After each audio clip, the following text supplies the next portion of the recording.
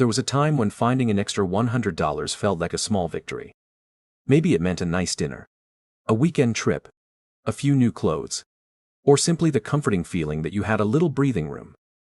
Today, you look at the same $100 and somehow it already feels spent. Before you even decide what to do with it, your brain starts subtracting rent, groceries, insurance, gas, subscriptions, and all the little expenses that seem to multiply without asking permission. So here's the question. Did money lose its value, or did our relationship with money quietly change without us realizing it? Because what's happening isn't just inflation. It's psychological. And once you see it, you'll start understanding why so many people feel financially exhausted, even when they're earning more than they ever have before. Money isn't just something we spend anymore. It's something we constantly defend. Most conversations about money begin with numbers. Inflation rates, interest rates, wage growth, housing prices. Those things matter. But they don't explain why two people making the same income can feel completely different about their financial lives. One feels secure, the other feels like they're falling behind. The difference often isn't found in a spreadsheet. It's found inside the brain. Our minds don't measure money in absolute terms. They measure what money allows us to feel. Safety, freedom, possibility, relief, possibility, relief. That's why $100 has never really been just $100. It's been a psychological shortcut, a symbol of what seemed possible. And when that symbol starts buying less certainty instead of less stuff, something inside us changes. Not overnight. Quietly, almost invisibly. Invasion carrying a bucket across a field. Years ago, the bucket was half full, heavy enough to notice, light enough to keep walking. Now imagine someone keeps adding tiny stones every day. One stone isn't a problem, neither are five, but after hundreds of days you're carrying something much heavier without remembering exactly when it became difficult. Modern expenses work the same way. Streaming services, cloud storage.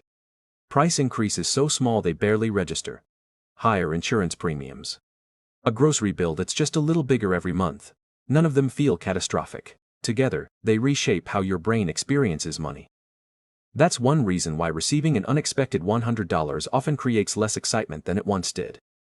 Your brain has already assigned it somewhere else. Not because you're pessimistic, because your mental accounting has changed. Behavioral economists use that phrase mental accounting to describe how we categorize money differently depending on where it comes from or where we expect it to go. But today, something interesting has happened. More and more of our money isn't mentally available anymore. It's already spoken for. Before payday even arrives. This creates a strange emotional paradox. Many people are objectively earning more than they did 5 or 10 years ago. Yet they don't feel wealthier. In some cases they feel poor. Not necessarily because they can't survive, but because their margin for surprise has disappeared. Think about childhood for a moment. Finding $20 in your pocket felt exciting, because it represented possibility. Today, finding $20 often feels like discovering a coupon you forgot to use. Nice, but insignificant. Why? Because your brain compares money against your current baseline. Psychologists call this adaptation. Humans adjust remarkably quickly to new realities. Raises become normal. Higher expenses become normal. Higher expenses become normal. Even financial stress can become normal. Which means your emotional response slowly disappears, not because money stopped mattering, because your expectations quietly moved. There's another layer we rarely talk about: uncertainty. Years ago, many financial goals followed a fairly predictable path. Graduate, get a stable job, buy a house, save for retirement. None of those steps were ever guaranteed, but they felt achievable enough to organize your future around. Today, that certainty feels weaker. Housing prices can change dramatically. Entire industries evolve because of technology. Jobs that once seemed permanent suddenly aren't. Healthcare costs remain unpredictable. Retirement feels farther away than expected. When the future becomes less certain, the brain starts valuing security more than opportunity. That changes how every dollar feels.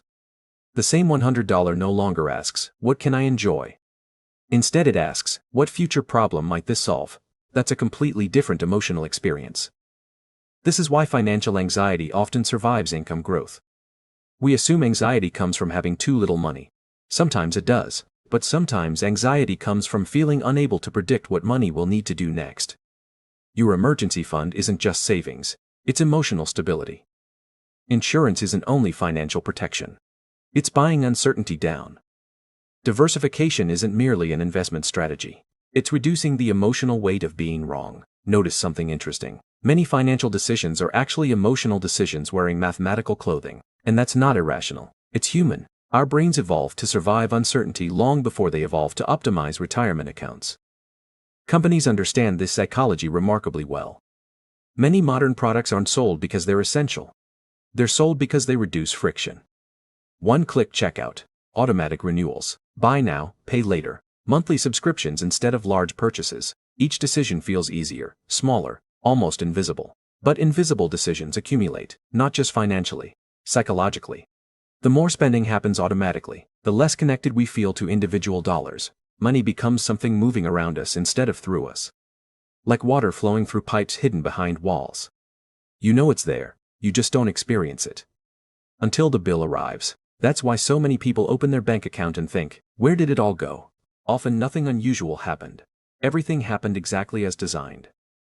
But here's the perspective shift that changed the way I think about money. Maybe the goal isn't to make every dollar feel valuable again. Maybe that's impossible. The world changes. Prices change. Our lives become more complicated. Instead, perhaps the goal is to rebuild awareness. Because awareness restores choice. When you consciously decide where your money goes, each dollar regains a little of its psychological meaning. Not because it's worth more. Because you're connected to it again. Think about someone who intentionally cooks dinner at home with friends. The meal may cost less than eating out. But what they remember isn't the savings. It's the experience. Money isn't only purchasing products, it's purchasing versions of your future memories. That's why spending aligned with your values often feels surprisingly satisfying, even when it isn't expensive. And spending disconnected from your priorities can feel strangely empty, even when it's luxurious. See. So what do we actually do with this? First, recognize that feeling financially stretched doesn't automatically mean you're failing. Sometimes you're reacting to a world that has become objectively more complex. Second, pay attention to recurring expenses, not because every subscription is bad, but because repeated automatic decisions slowly redefine what feels normal. Third, separate inflation from identity. If groceries cost more than they used to, that's frustrating. It doesn't mean you're less responsible or less capable. Those are very different stories.